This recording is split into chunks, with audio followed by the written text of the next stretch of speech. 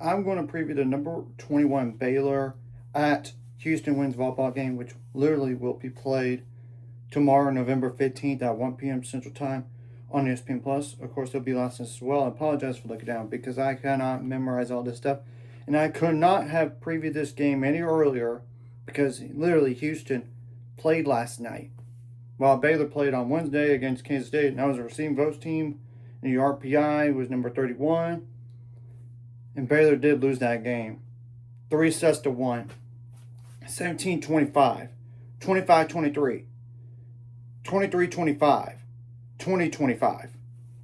Thus, Baylor is 14-9 on the year, 9-6 in the Big 12. And I'm going to just go ahead and go over like the Houston record real fast. And let's just say they have really struggled in conference play. They only have like one conference win out of 13 matches. In fact, they have lost 11 straight, 8-16 overall. And I'll just go over like the Big 12 standings real fast. And I know there might be some games going on later on today, so you gotta adjust to it and everything like that. Arizona State's still up top. Not surprised.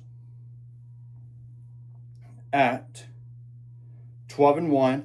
Colorado is still a surprise team to me, but 11-3 in the Big 12. Kansas 10-3 in the Big 12.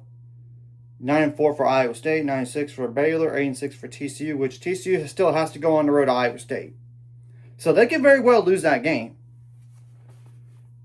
And they already lost to Colorado, and they played that game last night.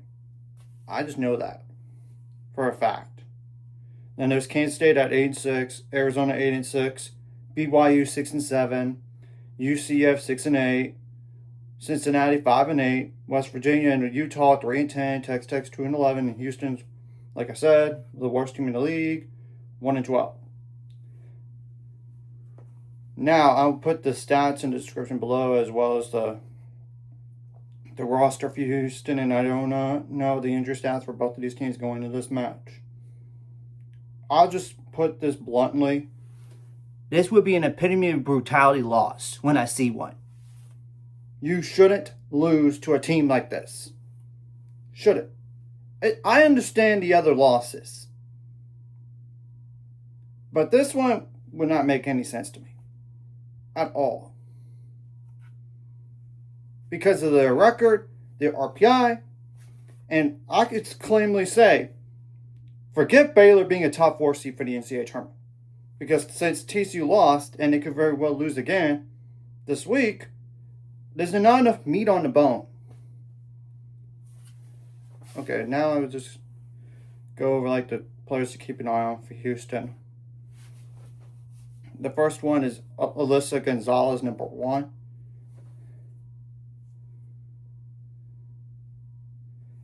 A 6'1" outside hitter. That's a redshirt sophomore. 169 kills on 551 attempts with 69 attacking errors, 10 assists, 9 service aces, 15 service errors, 100 digs, 27 blocks, 1 of those solo, 3 blocking errors. There's Alana Torres Rivera, number 2. A 5'5" libero. That is a senior. 2 kills on 8 attempts with 1 attacking error, 60 assists, 18 service aces, 30 service errors.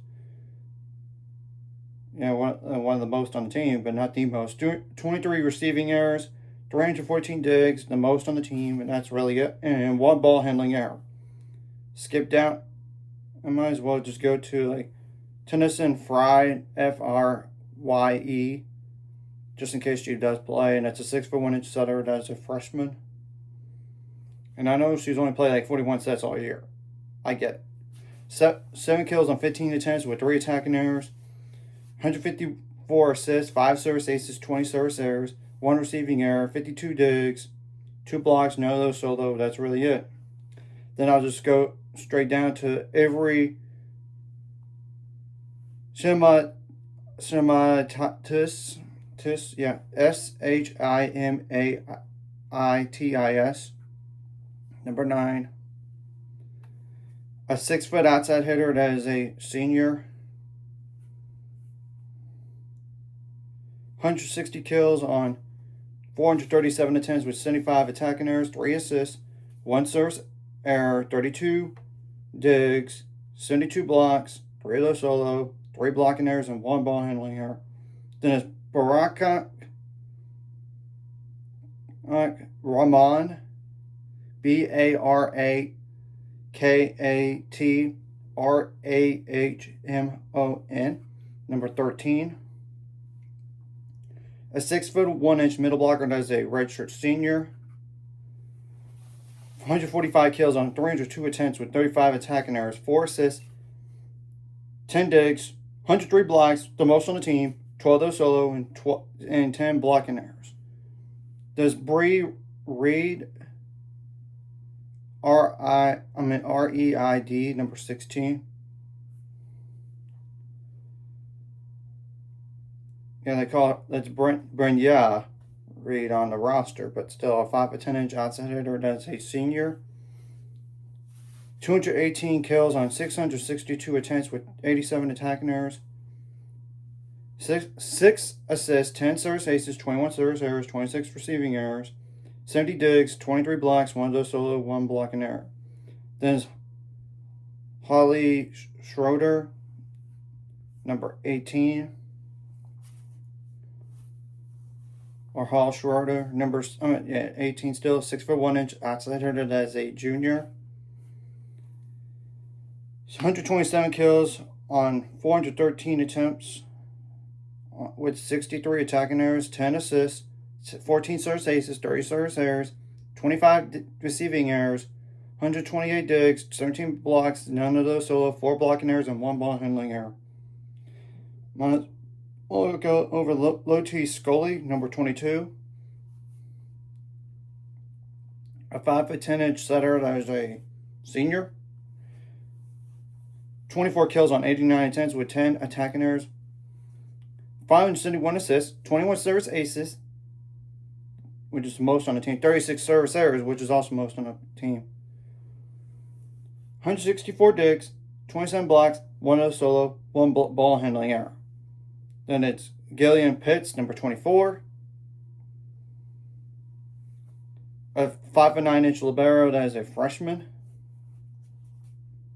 No kills on 7 attempts with no attacking errors, 40 assists, 11 service aces, 11 service errors, 21 receiving errors, 140 digs. That's it.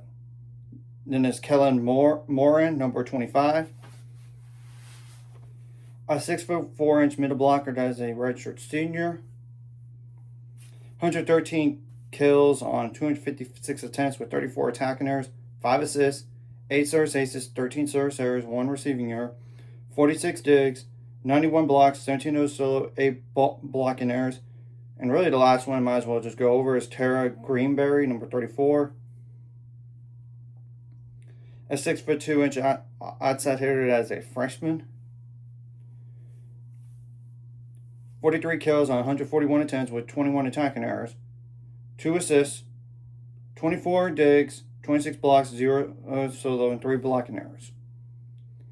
And I know they're 1-12 in conference, but they have lost some really close games and even pushed some teams. Remember, Baylor was pushed against Houston in that second set, 27-25 in favor of Baylor, and they were down in that match. In that set. They even lost to West Virginia 3-2. Same thing goes for UCF. They even beat Texas Tech, and Texas Tech's above them. But I don't think that's saying a lot. Though they did push TCU 2 sets out of 3 that they played against this year.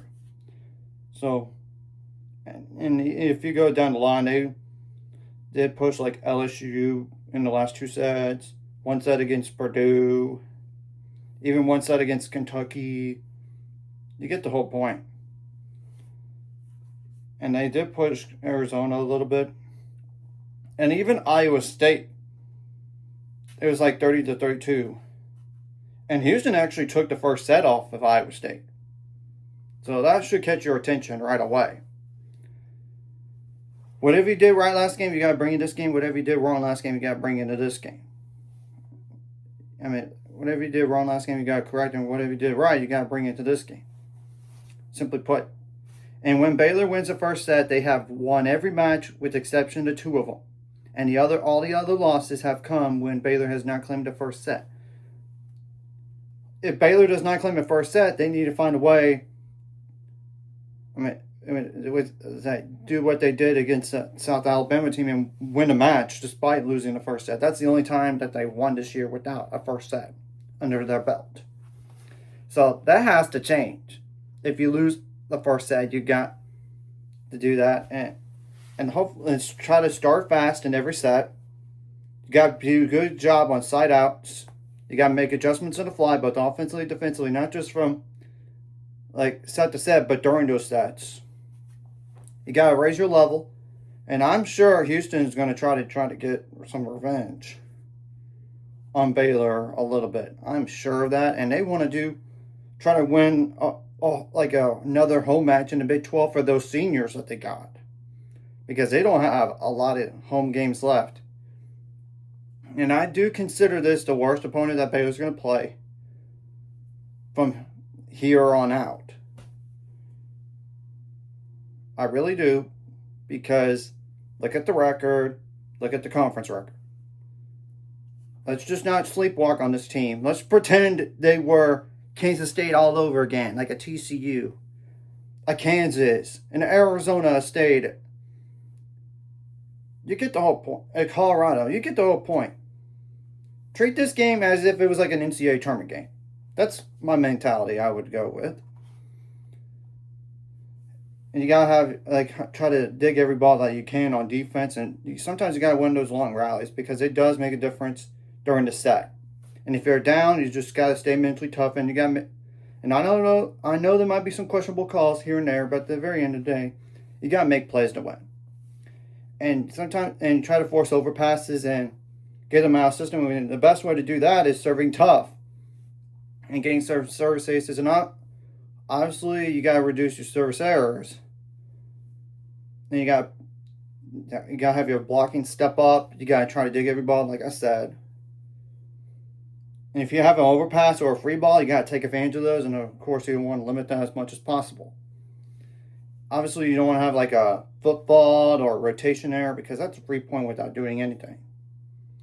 Not to say like a service error isn't, but still, it's something that you could at least not have in your, let them play a point potentially. If you're gonna miss a service, have a service error, I'd rather hit it just a little bit wide or a little bit long, and not to the net. And you kind of have to shut down the best players as much as possible for them. Try to read tendencies and all that, whether it's going to be a full-on spike or just a touch. I mean, that's just telling the truth that now offensively you got to stay in system as much as possible. You got to receive the ball well and you try to say, hey, I got the ball. I got it. So you get the point, and got to have some, if they can't stop a certain player for whatever reason, go into the hot hand. But I would love variety as well. Just try to catch them off guard a little bit. Hartley Crack going for a kill a few times, just to catch them off guard and all this, because it does make it more unpredictable for Houston. And you don't have a lot of road games left, and thankfully there's no more in the regular season outside the state of Texas. Yeah, this is not like their last home game for Houston, but it's coming up for them. And they're not going to make the NCAAs. Baylor is definitely going to make the NCAAs, I would think, but this would be one of those matches that would be head-scratching if he would lose. So let's go out there, try to get a road win for a change. Seriously. We got to have to correct that starting now, going into the NCAA tournament. Because, you're not going to host the first 2 rounds like you did last year. You're not. Even if you win out, it doesn't really matter. Because you would have to have so much help, and that's probably not gonna happen. And you need to find a way to win this type of game regardless, and get the highest seed possible, like a 5 seed. I would say is the best case scenario right now. Maybe 5 seed's probably the worst case scenario. The best case scenario right now. So let's go out there and take care of business. So anyways, if you like this content, hit the like, subscribe, and see you guys later. On the road to 800 subscribers, goals, ultimate goals, 1,000 more. Some more. This, of course, like video, comment video really helps YouTube algorithm. Some more people see us, sharing the video does help as well. Some more people could watch in there for watching. And not subscribe, hit subscribe buttons for the notification bell as well. And you guys do a really good job on side outs, both offensively and defensively. You also try to limit your net violations as well. And limit your attacking errors and play a clean all-around game.